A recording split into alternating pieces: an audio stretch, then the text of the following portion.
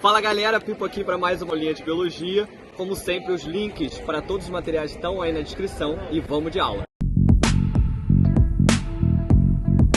Lá de aula de número 9, Sistema Nervoso, estamos fechando já aí Fisiologia, que vão ser 11 aulas. E a gente vai falar hoje sobre um dos sistemas reguladores mais importantes do nosso corpo, que é o sistema nervoso. Um dos, né? No sentido que a gente tem dois sistemas reguladores, e eu quero começar falando um pouquinho sobre essa ideia, porque a gente vai antecipar o que vai ser a aula de número 10 e 11. 10 o aprofundamento do sistema nervoso e 11 a aula de sistema endócrino. Agora, vamos entender o seguinte, por que ter dois sistemas reguladores? A ideia é simples. Alguns sistemas vão trabalhar em umas ações específicas e outros em outras. Na ideia de que eu preciso de ações muitas vezes são lentas e duradouras, e em outros momentos eu vou precisar de ações que sejam rápidas e curtas. E não dá para um sistema que funciona de uma forma fazer os dois trabalhos, tá? É daí que vem a lógica de eu fazer, tá? De eu ter dois sistemas reguladores no meu corpo do ponto de vista evolutivo. Primeiro, vamos focar aqui no sistema nervoso. Ele tem uma resposta que é feita mediada por neurônios. E por ser mediada por neurônios, que se comunicam entre si por neurotransmissores, a resposta ela vai ser muito rápida, acelerada, tá? Na casa de milissegundos.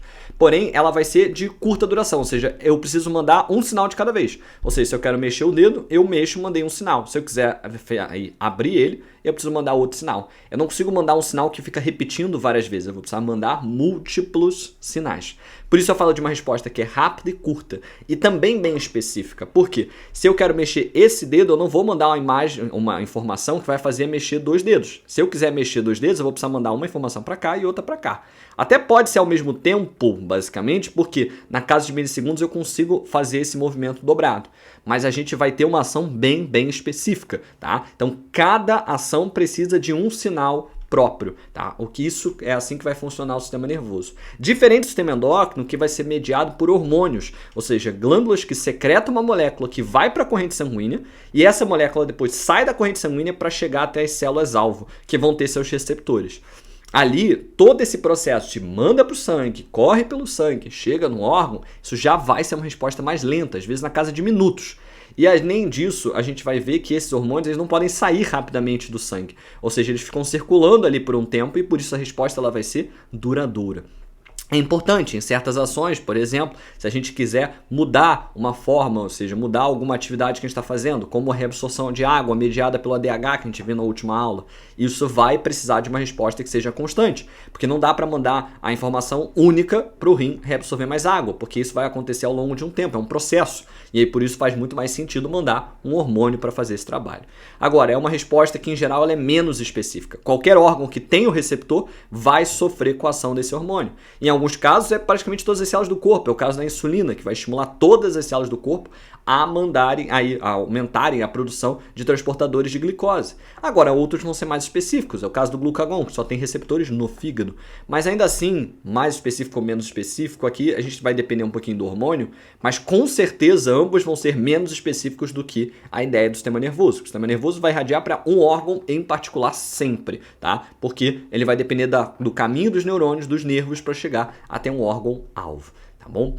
Agora, vamos falar do nosso querido sistema nervoso e quem é ele, tá? Então, é um sistema que é responsável por mediar e estimular, tá, a produção de processos e aí, por isso, ele vai depender de recepção de estímulos do ambiente e envio de estímulos para nossos órgãos. Então, ele fica sempre nesses dois caminhos, recebendo informações do ambiente e mandando respostas. Porque, no fundo, a gente está sempre respondendo ao ambiente. E aí, por isso que a gente fala que a ação do sistema nervoso e a ação até do neurônio, que é a célula principal aqui, vai ser sempre dividida em três etapas. Captar informações, processar informações e mandar informações, enviar informações. A nível de neurônio, a gente vai lembrar lá do tecido nervoso, quem capta é o dendrito, quem processa é o corpo celular, que vai produzir o neurotransmissor, e depois quem envia vai ser o axônio, que vai liberar esse neurotransmissor. Agora, quando a gente pensa em sistema nervoso, também vai funcionar assim, porque a gente tem certas regiões do nosso sistema nervoso periférico, nervos, terminações nervosas, captando informações do ambiente, enviando essas informações para o sistema nervoso central, que vai processar encéfalo e medula, e a gente vai ter depois um envio de respostas pelos mesmos nervos que estavam por ali no sistema nervoso periférico, tá? E aí, por isso que a gente fala que a ideia do sistema nervoso, ela é definida por dois grandes processos. A ideia de coordenação, que é coordenar informações, e de irritabilidade. A gente está sempre respondendo ao ambiente em que a gente vive, tá? Agora, o sistema nervoso, ele vai ser dividido em ramos, tá? Primeiro o sistema nervoso central e periférico. A gente vai focar primeiro no central, que é o encéfalo e a medula. São dois órgãos muito importantes de processamento de informações, tá? O periférico, por outro lado, ele é feito de nervos e gânglios e ele não vai acabar atuando em processamento. Ele só tem capacidade ou de captar informações ou de enviar informações.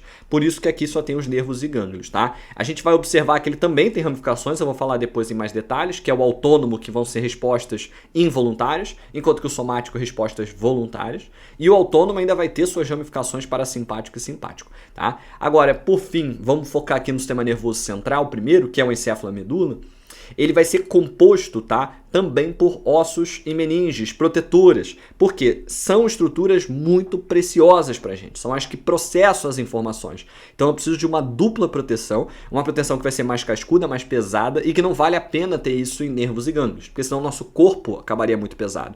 Então talvez tenha até tido seres, animais que tinham proteção nos nervos e gânglios mais densas, mas isso foi selecionado de forma negativa porque aumentou o peso e nervos a gente pode perder um ou outro sem a gente acabar afetando o corpo como um todo. Agora, se eu perdesse qualquer órgão no meu sistema nervoso central, aí seria uma tragédia já anunciada e a gente poderia ter a morte do indivíduo. Por isso, uma proteção um pouquinho maior. Agora, que ossos e que meninges? Aí vamos deixar claro, tá? Quando a gente fala aí de ossos, a gente está falando de crânio, no caso da proteção do encéfalo, e a gente está falando de vértebras e a coluna vertebral como um todo na proteção da medula espinhal. Agora, as meninges também vão estar ali nesses tecidos e vão estar revestindo o encéfalo, revestindo a medula espinhal para aumentar a proteção dessas estruturas. Cada um de uma forma, porque são três meninges. A gente tem a dura mater, como o nome já diz, ela é dura, então ela é mais dura, mais resistente, e ela dá um suporte ao osso na proteção contra porrada, contra impacto, tá? O osso, ele aqui é muito importante contra esse tipo de estrutura, porque quando eu bato aqui na parede, eu vou ter uma sensação de que está sendo protegida a estrutura lá dentro. Mas é importante pensar, tá, que essa estrutura, ela não é totalmente resistente. Então a gente pode ter a lesão desse crânio, e aí muitas vezes a gente tem aí o traumatismo craniano, e é por isso que a gente tem que ter um cuidado, tá, com o nosso sistema nervoso central. Por exemplo, jogadores de futebol americano, né, ficam batendo cabeça constantemente, isso pode acabar lesionando o encéfalo deles. É por isso que eles usam o capacete, mas a gente vai ver que o capacete não é 100% eficaz. Principalmente, essa ideia de capacete, tá? Ela já vem de muito tempo atrás. E aí eu sempre gosto de contar essa ideia para explicar aqui a ideia das meninges. O osso, ele trabalha como se fosse uma película rígida. Então, era assim que a gente imaginava os capacetes no passado. Estruturas rígidas feitas de metal, no caso. Principalmente em Primeira Guerra Mundial. Qual era o problema que a galera percebeu? Não dá para o capacete só ser feito disso, porque o impacto que é gerado não é momentâneo. Ele acaba irradiando e levando a uma vibração. Isso era percebido nessa guerra porque quando o indivíduo, o soldado, tomava um tiro, ele tinha que estar com o capacete solto, porque o tiro ia acabar vibrando aquele metal e aquele metal podia passar essa vibração para o nosso encéfalo. Por isso que os indivíduos, né, os soldados, generais e assim vai, eles usavam aquele capacete solto. Parecia desleixo em filme, não sei se vocês já viram algum filme de guerra e viram isso, mas não é desleixo. É realmente eles não podem usar daquela forma, senão eles acabariam morrendo. Agora, quando você olha para um capacete de um motociclista hoje, a gente vê que fica preso. E por que precisa ficar preso? Porque a estrutura externa é dura, similar a uma dura mater, agora feita de plástico, e ela foi feita até para quebrar, para ela pegar o impacto, mas ela não vai absorver esse impacto. Embaixo da coluna plástica a gente vai ter uma espuminha que vai absorver esse impacto. E aí que entra a ideia da meninge aracnoide. Aracnoide, como o nome já diz, ela lembra aranha, teia de aranha. Então ela é um emaranhado de tecido, lembrando uma teia de aranha, só que dentro não é espaço, é um líquido, que é chamado de líquor, ou líquido céfalo-raquidiano. Esse líquido está aqui para amortecer o impacto, tá? Para que você não passe esse impacto adiante e chegue até o encéfalo. Ele não é perfeito, parte do impacto vai passar, tanto que futebol americano as pessoas têm problema se jogarem muitas e muitas aí temporadas consecutivas batendo cabeça. Agora, ele já dá uma boa segurada, o que evita o impacto, e quando a gente usa um capacete que tem essa absorção de impacto também, isso vai melhorar ainda mais, aí fazendo com que não chegue tantos problemas para o nosso encéfalo. Agora, a aracnoide, ela tem esse líquor não tem só um papel de absorção de impacto, tá? Ele acaba sendo um líquido rico em água, minerais e também células de defesa, que a gente vai lembrar lá da microglia, e vai ser uma região de separação entre o resto do corpo e o sistema nervoso central. Então é uma região de barreira também. Então é como se você criasse um lago ou um grande oceano como barreira para você evitar a chegada de corpos estranhos, tá? E é por isso que esse líquor aqui é a nossa última linha de defesa junto do que vai ser a pia mater, que vai ser a barreira entre a região encefálica e a medula e a região do tecido sanguíneo, tá? Por isso a gente chama aí a pia mater de uma BHE, barreira hematoencefálica. É uma camada muito fina, tá? Mas que atrelada ao líquor aqui, ela não vai deixar corpos estranhos passarem, não vai deixar nada químico diferente passar. Até por isso é tão difícil a gente desenvolver um medicamento que tem atuação no sistema nervoso central, como um remédio para dor de cabeça, tipo uma dipirona da vida. Porque a maioria dos produtos químicos não passam por essa barreira, porque a pia mater vai acabar contendo e evitando que chegue até o sistema nervoso central, porque a nossa ideia é não deixar nada manipular a nossa química cerebral. Agora, nós como humanos, né, inteligentes, a gente quer criar certas coisas para fazer certos alívios, e aí com isso a gente acaba tendo aí um desafio muito grande. Curiosamente, várias das drogas conhecidas, elas passam pela barreira hematoencefálica porque elas lembram materiais do passado, tá? É o caso da nicotina, que vai lembrar um pouquinho a acetilcolina, é o caso também, tá, do THC, né, da maconha, que vai acabar sendo um endocannabinoide que vai se assimilar, tá? Muito assim, muito similar mesmo a produtos que vão estimular a nossa fome. Então, por isso que algumas coisas passam, porque algumas coisas são confundidas com coisas que são boas. E aí, por isso, um grande desafio aí da indústria farmacêutica em criar medicamentos que possam atuar aqui para que a gente possa ter, por exemplo, um alívio de dor, para que a gente possa ter um alívio de fome, é o caso do GLP-1 lá, do Ozempic, e assim vai. Tá? Bem curioso essa ideia de meninge, mas verdade seja dita, tá um pouco fora, tá, do vestibular, o que eu acho muito triste, porque isso aqui tem impactos muito grandes para a medicina e para coisas do nosso cotidiano. Por exemplo, a ideia de anestesia, tá, que em geral vai chegar aqui nas meninges, na região do líquor, e por isso que os nomes têm a ver um pouquinho com o que a gente vê, tá? Peridural fica na periferia da dura mater. A gente tem a raquidiana, porque vai chegar lá grudadinho na medula, então ele fica próximo à pia mater.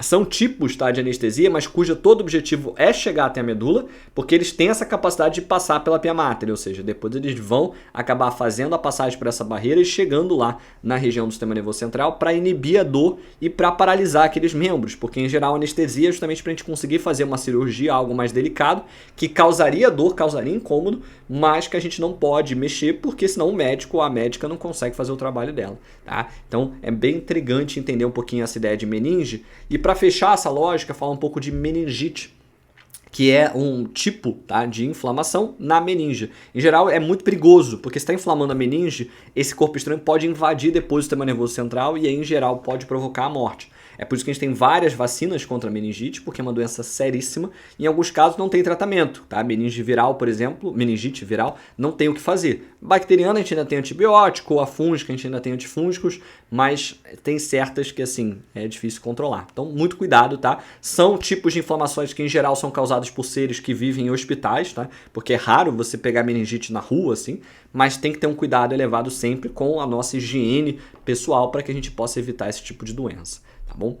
Agora vamos falar aí mais detalhes então do nosso sistema nervoso central, começando falando do encéfalo, tá? E eu vou deixar essa imagem aqui no slide e eu vou focar aqui nos órgãos que tá com a cor similar para que vocês possam saber quem é quem aqui, tá bom? Aqui a gente está falando do encéfalo e tudo que está acima aqui da medula espinhal, que está aqui em cinza e preto, é encéfalo, ou seja, cérebro e encéfalo não são a mesma coisa. Tem gente que trata como se fossem sinônimos, não são.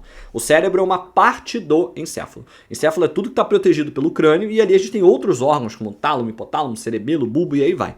E cada um deles tem uma função especializada.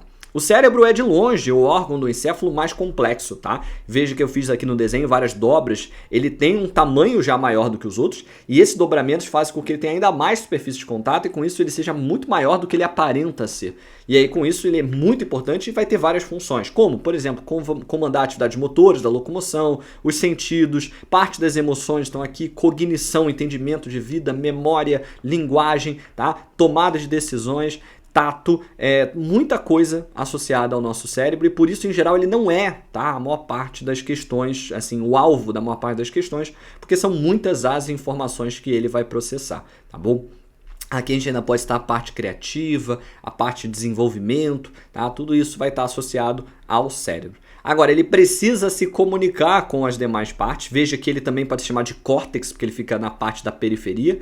E é por isso que logo embaixo dele a gente vai ver o tálamo. O tálamo é uma região de integração, tá, de informações. Então ele integra o cérebro à medula e ele integra os dois hemisférios cerebrais. Então informações que às vezes só estão do lado direito precisam se comunicar com o lado esquerdo.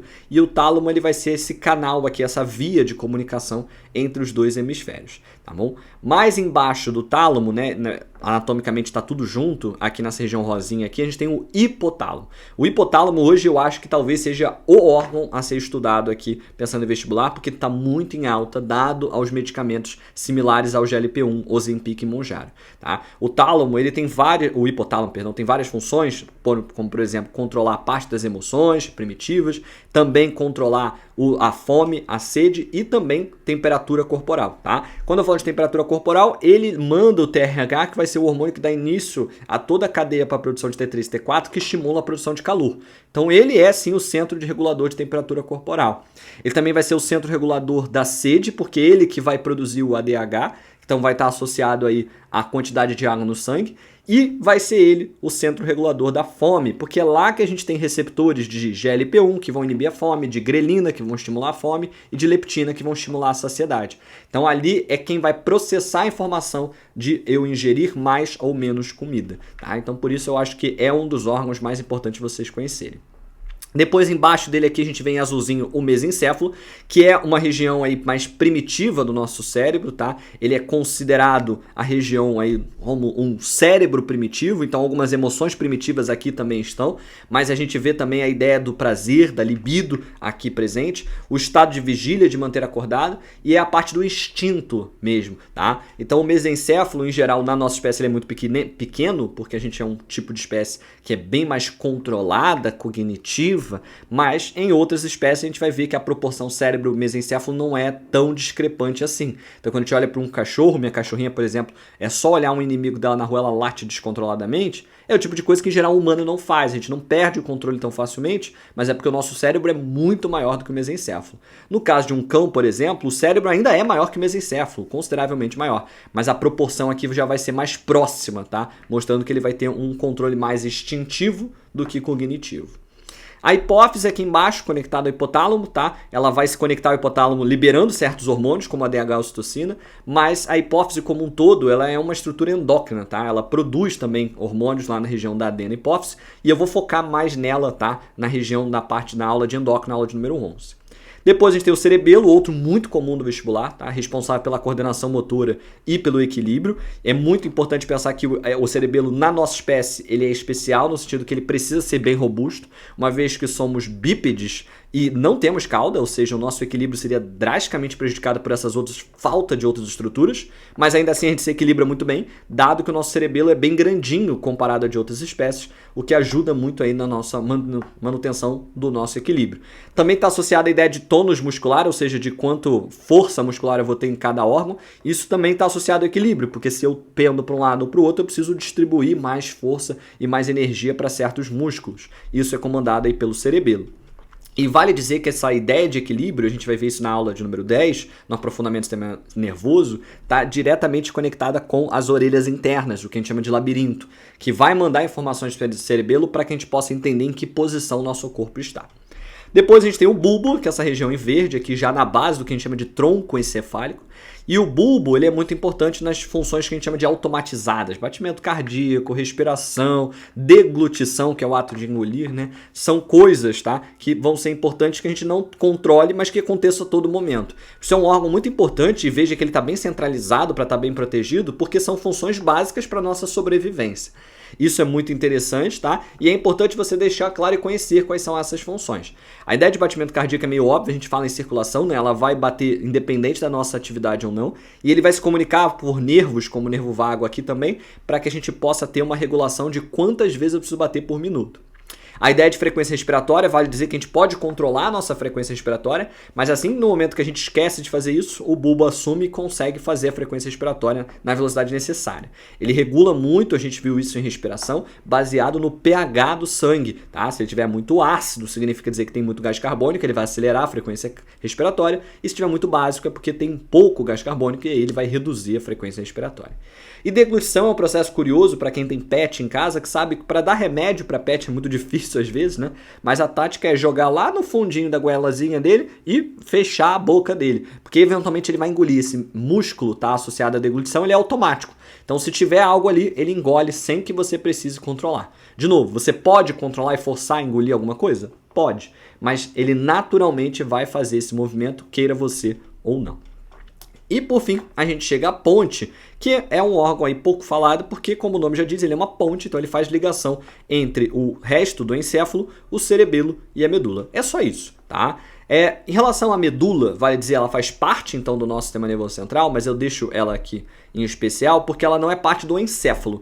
E a medula espinhal, ela não vai ter diferenciações como acontece no encéfalo, ela é um corpo único e ela tem a habilidade aí de processamento, mas somente em caso de arcos reflexos. Tá? Então só o reflexo é trabalho de processamento da medula. De resto, ele é um órgão que tem como função enviar informações do encéfalo para o resto do corpo. Então, só aqui essa região, tá, vai acabar mandando informações para os demais órgãos a partir do encéfalo. É importante pensar que ele então vai ter uma região processadora aqui no meio, tá? Onde a gente depois vai enviar as raízes sensitivas associadas ao dorso e as raízes motoras associadas ao ventre. Motor e sensitivo a gente vai ver já quando a gente falar dos nervos. Mas veja que a estrutura, tá, da vértebra, ela então protege, essa parte vai estar para fora do corpo, aqui na região dorsal, e ela vai estar protegendo a nossa medula de possíveis lesões. E aqui temos os discos intervertebrais, que são muito importantes para permitir um movimento da coluna, tá? E aí vale dizer que quando a pessoa fala que tem hérnia de disco, é um crescimento exagerado ou uma saída de posição desse disco intervertebral. Eu mesmo tenho 3, e é por isso que é importante lembrar que sempre é importante ter postura, tá? Porque senão você pode deslocar. No meu caso, a sorte é que o disco está para fora, então isso nunca causou uma lesão.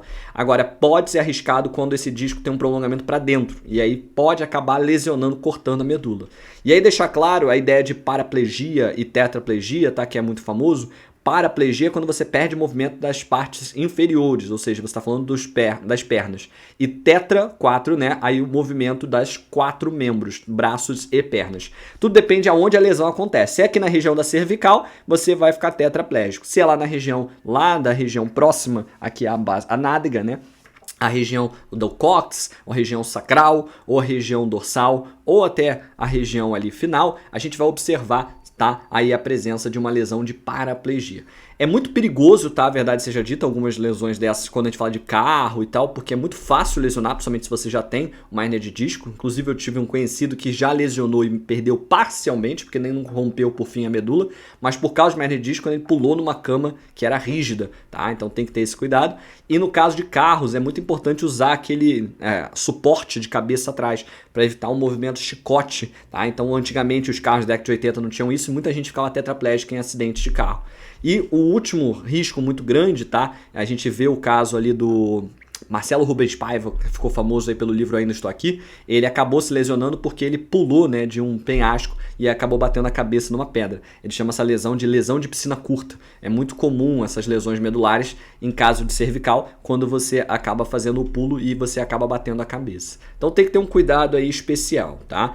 Agora, para deixar claro, se vocês repararem o desenho aqui do encéfalo e da medula, do cinza e do branco, vocês vão ver que existe um padrão contraditório, né? Um oposto do outro. E aí eu gosto de falar sobre isso, é raro cair, mas pode aparecer.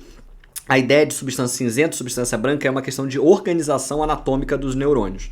Então, os neurônios eles têm corpos celulares, dendritos e axônios. Corpos celulares e dendritos associados a captar e processamento de informação, enquanto que o axônio é envio de informações. Então, repare que a ideia do axônio de enviar informações, eu preciso saber para onde ele envia. O encéfalo ele não envia para fora, né? Porque para fora tem ossos e meninges. Então, a informação de processamento fica na periferia, na região cortical, e o meio vai ser só de envio de informações, substância branca. Então, quando eu falo do córtex, né, ele vai ser todo acinzentado, porque ele precisa processar muita informação. Já a região embaixo dele, que é o tálamo, a gente vai observar principalmente axônios, que vão apenas enviar informações. Agora, a medula ela tem o efeito contrário porque a região central processa, né? Só lembrar disso, somente reflexos, enquanto que a região externa vai enviar informações pelas raízes aí, de novo, tá? Sensitivas e motoras.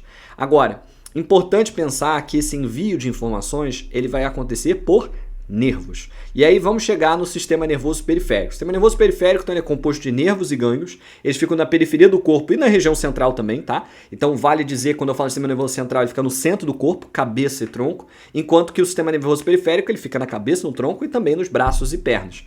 Esses nervos, eles são nada mais do que neurônios em sequência, mas tem um revestimento feito por tecido conjuntivo e tem vasos sanguíneos. Você já deve ter, às vezes, sentado na perna e ter ficado formigando depois de um tempo e ficou parado, né, dormente. Isso acontece porque a gente pressiona o vaso sanguíneo, interrompendo a passagem de sangue, e aí com isso não chega oxigênio e glicose aos neurônios. E eles desligam, eles ficam parados por um tempo sem fazer nada. Quando a gente tira a pressão ali da perna, a gente volta a ter irrigação sanguínea e aos poucos vai formigando porque é a chegada de sangue e a ativação desses neurônios, tá? Não é muito saudável ficar sentando na perna ou no braço, o que é que seja, mas também não faz mal absurdos, tá? A ideia é que dependendo do tempo que você fica com ele desligado, você só vai perder a função motora naquele momento, tá? Agora, o revestimento em volta é só tecido conjuntivo propriamente dito, tá? Então ele é bem maleável, bem mais frágil, diga-se de passagem, do que, por exemplo, o sistema nervoso central, que tem ossos e meninges, mas ainda assim, pelo menos, ele é muito mais leve, o que é importante aqui para o nosso corpo. Agora, tem 3 tipos, tá, de nervos baseado na ideia de direcionamento da informação e tem 2 classificações baseadas, tá, na posição anatômica. Vamos começar primeiro falando dos tipos de nervos em relação à ideia de direcionamento. A gente tem os nervos motores ou eferentes que vão mandar informações, tá, numa direção sempre do sistema nervoso central para os órgãos. Então pensa que o motor é o que faz o carro andar. Então o que faz o nosso corpo andar é a informação que chega através de um nervo e um neurônio motor. Porque o neurônio motor ele vai estar dentro do nervo motor e ele vai mandar sempre informação então do sistema nervoso central, encéfalo ou medula para os órgãos como rins, como músculos e assim vai. Já o nervo sensitivo, como o nome já diz, ou aferente, ele sente. Então ele vai levar a informação dos órgãos, processar informações que chegam no ambiente para o sistema nervoso central. Então eles vão mandar a informação de um órgão, como por exemplo a pele, que eu estou tocando aqui, para a minha medula, e aí por isso ele é considerado um nervo sensitivo. E o nervo misto, ele leva informação nas 2 direções, porque ele tem neurônio tanto no sensitivo quanto motor ali dentro. São raros, porque a verdade é que uma lesão nele é problemática porque eu perco a informação nos 2 caminhos. Em relação à posição anatômica, a diferença é o seguinte: nervos encefálicos ou cranianos são aqueles que vão partir do encéfalo, tá? Em geral, eles ficam na cabeça. Então, qualquer nervo que esteja na cabeça é um nervo craniano ou encefálico. E tudo daqui para baixo vai ser nervo raquidiano, tá? Que é um nervo que parte da medula espinhal, cujo nome antigo era medula raquidiana, por isso que pegou esse nome, tá bom? É importante deixar claro, a gente vai ter as 2 classificações, tá? Então, por exemplo, se eu estou tocando aqui na minha cabeça, a informação do toque está chegando por um nervo que é craniano sensitivo, porque eu estou tocando e eu estou gerando a resposta. Se eu mexo a minha boca assim, é porque tem informação chegando aos músculos da face, que é o nervo craniano, porém motor.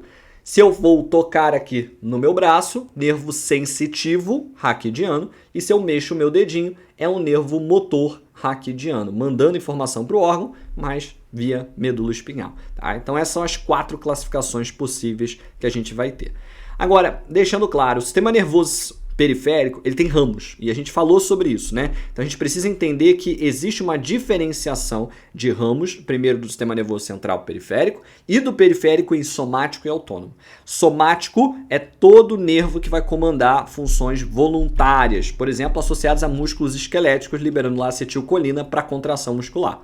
Enquanto que o autônomo, ele vai ser o involuntário. Então, autônomo vem de algo que é independente. Então, o autônomo ele não precisa do meu pensamento para fazer algo funcionar. Ele naturalmente vai funcionar. Só que a gente não precisa sempre das mesmas ações. Por isso que o involuntário, o autônomo, ele vai ser subdividido em simpático, que é o de luta e fuga, e o parasimpático, que é do momento relaxado, que vai estar atrelado à reprodução e à nossa alimentação. Agora, eles são antagônicos, tá? Então, quando um está ativado, o outro está inativado. Porque eles vão dar informações contrárias, muitas vezes, dependendo do que eu preciso. E aí, vamos começar falando do simpático, que está aqui em roxo nas 2 imagens. É a mesma imagem, tá? Então, vou focar aqui na ideia do caderno.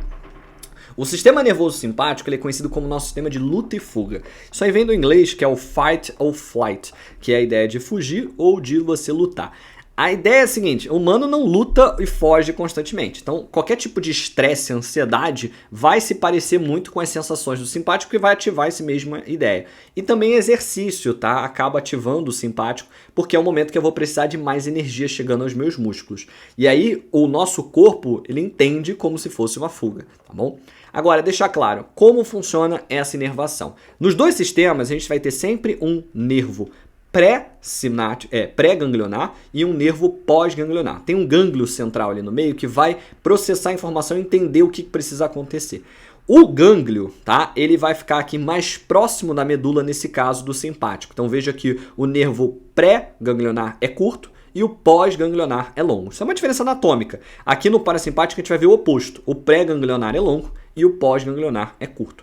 E o nervo que leva a informação do simpático, ele é diferente do nervo que leva a informação do parasimpático. Por mais que eles cheguem muitas vezes ao mesmo órgão, são nervos anatomicamente separados, tá bom? Isso é muito importante que seja dito. E a gente vai ver, inclusive, uma diferenciação nos neurotransmissores. Que enquanto que no parasimpático é sempre acetilcolina que é liberado, tanto no pré-ganglionar quanto no pós-ganglionar, aqui no simpático a gente vê uma diferença. O pré-ganglionar libera acetilcolina e o pós-ganglionar, aqui a diferença, ele libera a adrenalina e noradrenalina. Também chamada de epinefrina e norepinefrina, tá bom? São, sim, hormônios, aqui quando eu falo da adrenalina, mas só é hormônio se estiver liberado na corrente sanguínea. Aqui eles podem ser liberados na sinapse, e eles são considerados neurotransmissores, tá bom? A diferença química é muito similar, tá? Então a gente acaba usando os dois, noradrenalina e adrenalina. Agora vamos para as ações. Se eu estou falando de sistema nervoso simpático, se eu estou falando de luta e fuga, eu preciso pensar numa situação de lutar ou fugir de um animal. Quando a gente pensa num animal como um gnu no meio da savana africana, que foi avistado por um leão, ele vai precisar correr, ele vai precisar fugir. E aí, para isso, vamos pensar numa primeira sensação. Ele precisa fugir, ele precisa ter uma boa leitura no ambiente. Então, o que vai acontecer com a pupila dele? Ela vai acabar dilatando. Dilatando para que entre mais luz na retina e ela possa ver com mais facilidade e esse animal possa ter uma maior chance de fuga. Agora, em relação a esse momento, tá, importante de fugir, é um momento certo para você ter uma alimentação, para você comer um sanduíche, comer um salgadinho? Não é. Então você vai ver que, por exemplo, a gente não vai ter salivação, vai ser inibida, a gente não vai ter o peristaltismo funcionando muito bem, então aquele movimento peristáltico de mandar a comida em direção, tá, ao ânus vai acabar reduzindo drasticamente, e a gente vai ter, tá, um relaxamento da bexiga, para que a gente possa eliminar o excedente de urina para ficar mais leve. E caso tivesse fezes, também já eliminar ali a partir do reto, para que também fique mais leve. Veja que não é o foco na comida, eu não quero comer agora, porque não é o momento para isso. E é por isso que muitas vezes nossos pais, avós, pedem para a gente não ir quando criança na piscina após ter uma refeição. Não é sobre a água, é sobre fazer exercício. É para ficar calmo, porque para que eu possa fazer a digestão corretamente, eu não posso estimular o sistema nervoso simpático, porque ele é um inibidor desse processo, tá bom? Agora, o que eu preciso? Eu preciso de energia, eu preciso de oxigênio, eu preciso de glicose. E aí, para isso, o que a gente vai ter? Tá? Eu vou dilatar brônquios, então brônquios vão aumentar de tamanho para que possa passar mais ar de uma vez só. Eu vou aumentar batimentos cardíacos, eu vou aumentar a frequência respiratória, eu vou estimular aumento de concentração de glicose via liberação aí de glicose na corrente sanguínea. Então a adrenalina tem essa capacidade, tá? O que é muito curioso. E eu vou estimular uma melhor circulação dos nutrientes, que vai ser um fato importante para que eu possa ter bastante energia chegando aos meus músculos para lutar ou para fugir. Agora, é importante pensar então que todo esse movimento do sistema de luta e fuga, ele gira em torno do exercício, tá? Isso é muito importante porque o parasimpático ele vai ser o momento que a gente não está praticando o exercício. E aí vamos para ele. O parasimpático ele vai estar num momento ativado que a gente está calmo, relaxado e que aí sim a gente pode focar em se alimentar e se reproduzir. E aí faz muito sentido isso, tá, gente? Porque pensa bem comigo, não faz sentido comer enquanto eu fujo. Não faz sentido comer enquanto eu luto. E da mesma forma não faz sentido eu me reproduzir nesse momento, porque eu estou estressado. E é por isso que agora o parasimpático ele vai focar nesses processos. A pupila aqui contrai, porque eu não preciso ver muito o ambiente, eu estou tranquilo. Eu vou estimular a salivação, estimular o peristaltismo para que eu possa tranquilamente aí fazer a minha digestão. Eu reduzo os batimentos cardíacos, eu deixo o bronco contraído. E eu vou estimular também a vesícula biliar, a liberar a bile para que a gente possa fazer a emulsificação dos lipídios. E a bexiga ela vai se manter contraída. Eu posso acumular urina agora, porque eu não vou precisar eliminar nesse momento. E além disso, pensando em reprodução, aqui o parasimpático estimula a ereção, a liberação de sangue para os corpos cavernosos, porque agora sim você pode se reproduzir, porque você está protegido, você está seguro. E é por isso que muitos homens enfrentam problemas de ereção, porque entram muito na cabeça do nervosismo da performance. E aí, se o indivíduo está ansioso, você acaba estimulando o sistema nervoso simpático. E no simpático não tem como haver, tá, a ereção. É por isso que tem esse controle aqui nervoso nessa ação. Existem outros vieses, tá, que não é só ficar relaxado, existem outros estímulos que são necessários para a ereção, mas a gente precisa estar no momento do parasimpático. O que é muito curioso é que o ato sexual é um exercício físico por si só. Então a ejaculação, eu tinha deixado para o final, ó, ela vai ser estimulada pelo simpático. Ou seja, um homem, para ter a performance, para ter o ato sexual, ele vai precisar estar calmo no início, mas ele vai precisar entrar no modo de exercício para conseguir ter, tá, a ejaculação.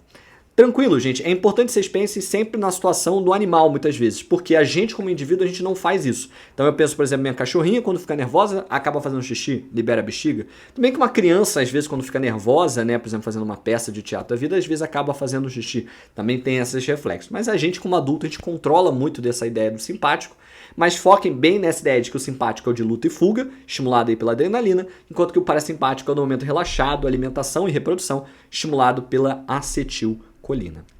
E para a gente fechar a nossa aula de sistema nervoso, eu quero falar sobre o arco ou ato reflexo, tá? É importante deixar claro que a gente tem vários reflexos. A gente tem um reflexo, podemos chamar de condicionado. Esse reflexo é quando a gente vai treinando o movimento e eu faço no automático. Então, andar de bicicleta, um goleiro que faz uma defesa, tudo isso são com reflexos condicionados. Você precisa treinar muitas vezes para você fazer sem pensar. Mas no fundo você pensa sim, tá? Porque reflexos condicionados têm participação do encéfalo. O clássico reflexo que a gente fala, que é o chamado ação reflexa, ato reflexo ou arco reflexo, o encéfalo não participa, tá? Somente a medula espinhal vai ter participação aqui pelo sistema nervoso central. Isso faz com que a ação seja muito mais rápida e só vai envolver geralmente de 2 a 3 neurônios. Um neurônio sensitivo que capta a informação, tá? Veja que é ele que vai estar aqui tocando na vela e recebendo a informação para ir até a medula. O neurônio associativo ou de associação, que fica na medula e faz o processamento da informação. E o neurônio motor, que sai aqui na medula e vai para o órgão efetor, nesse caso o bíceps, para levantar o dedinho caso você toque em algo quente. Aqui é a mesma ideia do martelo ortopédico, né, que faz o nosso joelho ser pressionado e com isso a gente levantar a nossa perna. A gente capta a informação para o neurônio sensitivo, que vai até a medula, o neurônio de associação processa a informação e sai para um neurônio motor até o músculo da perna para que eu possa levantar. Tá? Nesses casos, vejo que existe um caminho claro, tá? Que é sempre isso, neurônio associativo, sensitivo, associativo, motor, e a gente precisa entender que só a medula vai fazer parte. E até por isso, quando eu toco em alguma coisa quente, eu primeiro tiro o dedo e depois que eu sinto dor, porque a informação eventualmente vai para o encéfalo. Mas a informação para retirar o dedo, ela já vem antes mesmo de eu processar a ideia e a sensação de dor, o que vai salvar muitas vezes o nosso tecido de uma lesão muito mais séria, tá bom?